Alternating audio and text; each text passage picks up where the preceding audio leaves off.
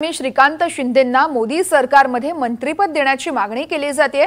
शिंदे गटाचे खासदार धैर्यशील माने यांनी ही मागणी केली आहे। तरुण खासदाराला मंत्रिपद द्यावं, धैर्यशील माने यांनी अशी मागणीच मुख्यमंत्री एकनाथ शिंदेंकडे केली आहे। मुख्यमंत्री एकनाथ शिंदे यावेळेस काय निर्णय घेणार याकडे सर्वांचं लक्ष लागून आहे। श्रीकांत शिंदेंना मोदी सरकारमध्ये मंत्रिपद देण्याची मागणी शिंदे गटाचे खासदार धैर्यशील माने यांनी केली आहे।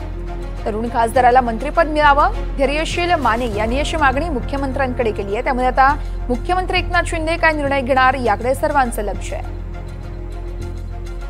शिवसेनेतर्फे शिवसेना हा आमचा पक्ष आहे आणि त्याचे 7 आलेले उमेदवार हे निवडून आलेले उमेदवार आहेत। शिवसेनेतर्फे आम्हाला असं वाटतं की येणाऱ्या काळामध्ये एखाद्या अनुभवी माणसाला आणि एका तरुणाला अशा पद्धतीने समन्वयाने या ठिकाणी साथ देण्यात यावी। महाराष्ट्रातला एका अनुभवी चेहऱ्याचं आणि त्याचबरोबर जर तरुण चेहऱ्याची जोड दिली तर निश्चितपणे त्याचा फायदा महाराष्ट्राच्या राजकारणाला गतिशीलपणे पुढे नेण्यासाठी आणि देशाच्या पटलावर काम करण्यासाठी या ठिकाणी चांगल्या पद्धतीने होईल।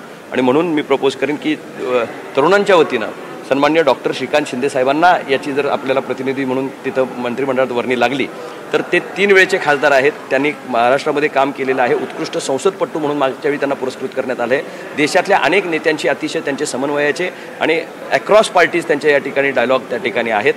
देशाला पुढे नेण्यासाठी धोरण ठरवत असताना महाराष्ट्रातनं एका नवीन चेहऱ्याची त्यामध्ये भर पडेल आणि नुसतेच मुख्यमंत्र्यांची चिरंजीव नसून तर ते 3 वेळेचे खासदार आहेत आणि त्यांनी स्वतःचं कॅलिबर प्रूव्ह केलं आहे। अशा एका तरुणाला यामध्ये देशपातळीवर काम करण्याची संधी मिळाली।